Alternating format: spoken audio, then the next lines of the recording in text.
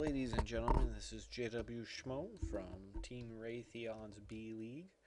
This is week 2 of the regular season. Raytheon versus Amazon.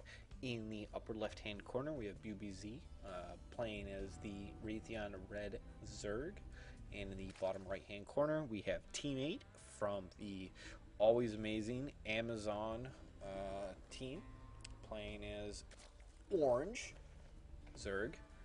I say orange because it's so orange, and it's such a nice color. Like if I had a lightsaber, I want an orange lightsaber. I'm not gonna lie. All right, so here we go. Typical Zerg versus Zerg. They're building drones. Don't know what else to say. I would note here that these overlords here, BBZ's got slightly better directional awareness of where the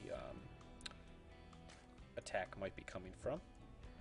Teammate kind of going off to the I mean, technically speaking, you could have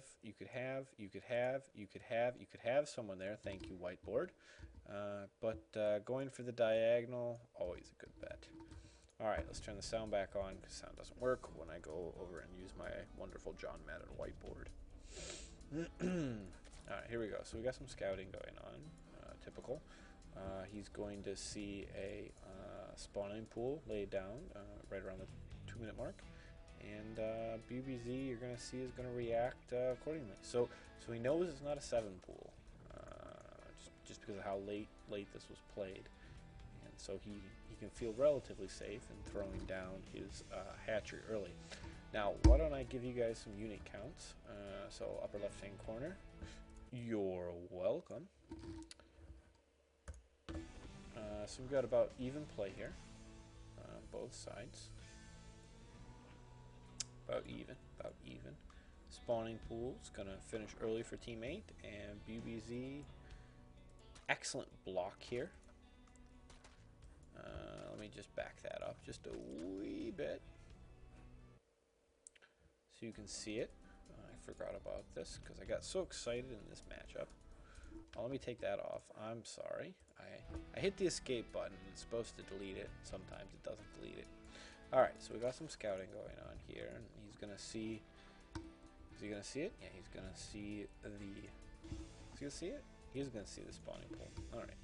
So he knows that it's going to be a late game play. Or, excuse me, not a 7 pool rush. And he's just going to park himself right around here, right at the natural. And the intent there is to block any expansion from happening. And let's watch how it happens. Alright, so we get to play, and BB definitely microing well. He's going to force the cancel of teammate. So now he's up an extra 100 minerals, going on 150. And just some good play by BBZ to an excellent another run at it. And finally, teammate's going to be able to lay down.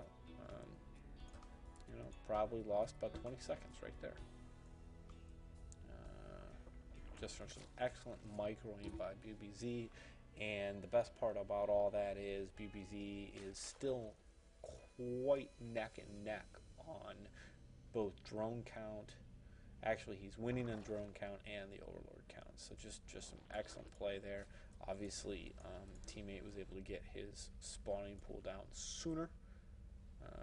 But UBZ right now, I think anyone looking at it could make the argument just a wee bit ahead right now, just a wee bit. All right, so teammate doubling up on the queens, and BBZ with the obligatory spine crawler. You always put that down thinking you're never going to need to use it, and then there's that one time where your entire gameplay is dependent upon the fact that you remember to throw down that spine crawler. And thank goodness you did. So we see about 6 Zerglings here and a metabolic boost for teammate. And we see some wonderful queen building by BBZ. And just a couple Zerglings. It was 4 Zerglings here. 4 on 6, and it's about even right there. A couple more drones for the wonderful BBZ. And we continue to plug along. Alright, so this is interesting. Why now the question that should be asked is, why are these Zerglings all the way over here?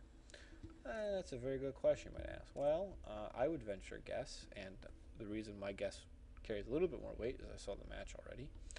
He doesn't want BBZ to see this cluster of Zerglings being made. Why? Because that would adjust how BBZ reacts in the next 5 minutes. Very logical. Alright, so we see a little bit of engagement. BBZ is going to stall. Teammate's going to give chase. You know, this is definitely a win for teammate right here. 4 on 6. There's really no argument here, right? There's just, I'm going to follow, but there's really just no argument. So we're going to leave that alone, right? Can you bear with me to be left alone right there? And we just see this smattering of Zerglings here. 28-4. Oh my, starry-eyed surprise. Alright, so another spine crawler is going to go down. And this was probably wise here. So, let's see. But, you know, he still doesn't, BBZ hasn't seen this. This here at 6:30 is the first time he really sees the number of Zerglings that are going to come in. Now here, this is great. Now, so hold on, I'm going to pause it right here real quick. Okay, so this is about to engage. So if I look down here, we've got a smattering of Zerglings, and we've got another smattering of Zerglings down here, right? So substantial number of Zerglings. But now look at this. You'll notice on the right, bottom right here, these aren't in stop, they're in hold. So BBZ has effectively placed these 2 queens very well to completely block off any Zergling advancement into his main. So this really forces the engagement here at his natural. And you're going to see over the course of the next couple seconds, couple minute, that this is key. You know, these spine crawlers are going to fall. These drones are going to die. But his main is going to survive. Excellent.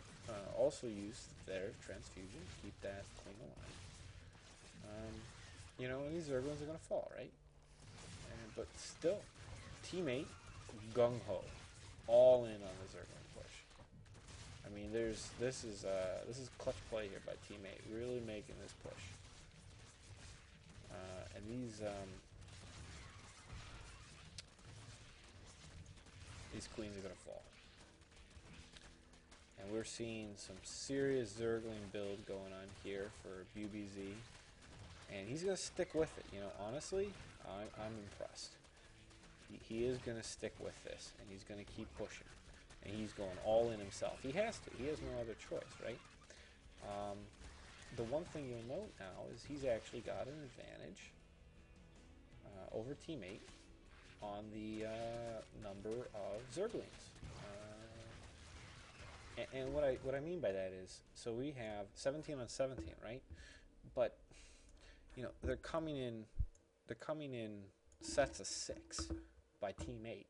So at this point, you know, you get a distinct advantage for BBZ because all of his Zerglings here, right? All of his Zerglings are clustered in one area. So he really gets the full advantage of having all these Zerglings here. And again, we're going to see, again, this clustering effect is huge for BBZ's ability to repel what was, quite honestly, a very artfully done attack. I think that caught a strong number of people by surprise for the leadoff game. And a good circle around, and again, just good unit management by BBZ in what is really a kind of a bad situation. The queen again here, just holding it off. Just you know, he's not winning this by any means right now. At the moment, he's surviving. And again, just excellent micro here.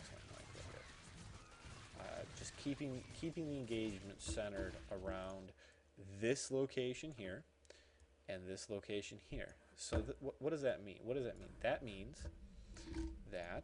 means that this line of minerals is free from harassment. Heavy cost, without a doubt, being paid here in order to do that, but it's working, and that's key. So again, teammate just not able to deliver the units in time, right? Just unable to keep the pressure on. And I think he recognizes that right here, because you see he pulls back, regroups, and the micro has cost him because, you know, while BBZ lost all of his drones over here, teammate really hasn't expanded his economy because he was so focused on building those Zerglings for that initial push. And so I think that it puts them on very common ground. I mean, granted, BBZ is about 5 drones behind, but they're even on the Zergling count. Overlords, 50% difference there, depending on how you do the math. Let me rephrase that. 50% more overlords for teammate.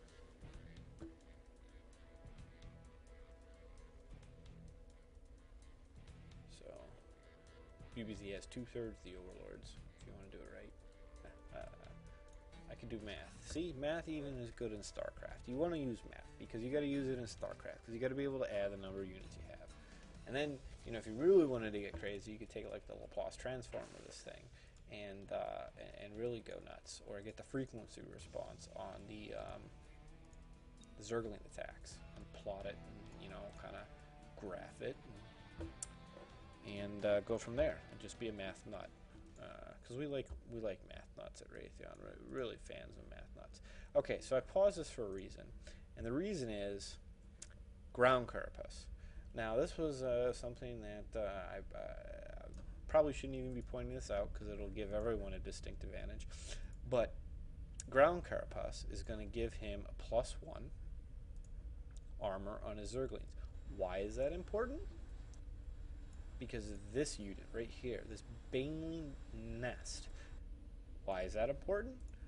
So if Team 8 makes Banelings, that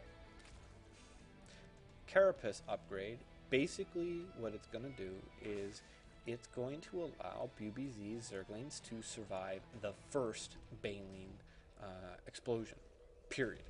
So that means that now all of a sudden teammate needs to utilize twice the number of Banelings in order to get kills. And that's huge, right? It allows BBZ to be able to sacrifice on some of the micro and let him focus more on the macro.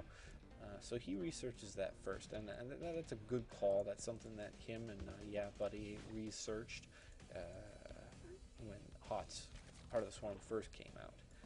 And it's a very subtle aspect of this Zerg on Zerg play, but when you're going all out Zerglings and your push next is into Banelings, it's details like that that make the difference. And again, PBZ isn't going off of anything that he scouted.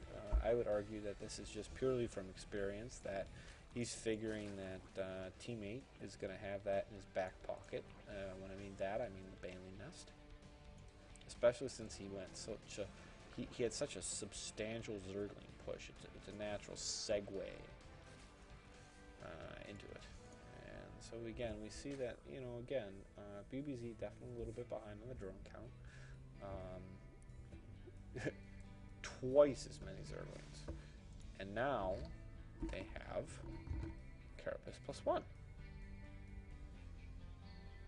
So let me just take a look at this. So we got move speed of 4.7, and we've got move speed of, sorry, wrong unit, 4.7. Why am I missing something? I'm missing something. Why am I missing something? There's a 4.7, and then there's plus 1.4. All right, a little bit faster than maybe. Okay, I can do that. Alright, so we're at these Zerglings coming in, and they're chugging along. So now, teammate sees it. Definitely sees this coming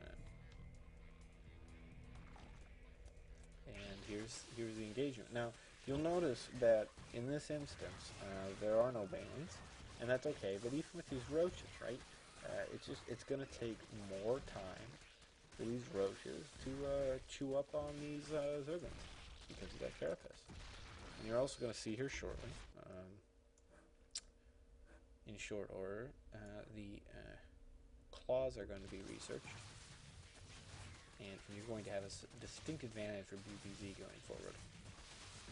Alright, I'm just tearing through these roaches, which is different in the sense that normally the roaches chew up on the zerglings, but we've got 4 roaches against 43, not exactly accurate, but maybe 8 zerglings. But again, that +1 research is absolutely key. Alright, and the reinforcements are going to come in, and these roaches don't really stand a chance, and we get the GG. So a very well played game between Team 8 and PBZ to finish it off. So ladies and gentlemen, for week 2 of the B League Season 3, Raytheon goes up 1-0 against Amazon in what I can tell you is going to be an absolutely grueling nail-biter of sets of matches. So ladies and gentlemen, this is JW Schmo. Please stay tuned for game number 2 between Raytheon and Amazon. Good night.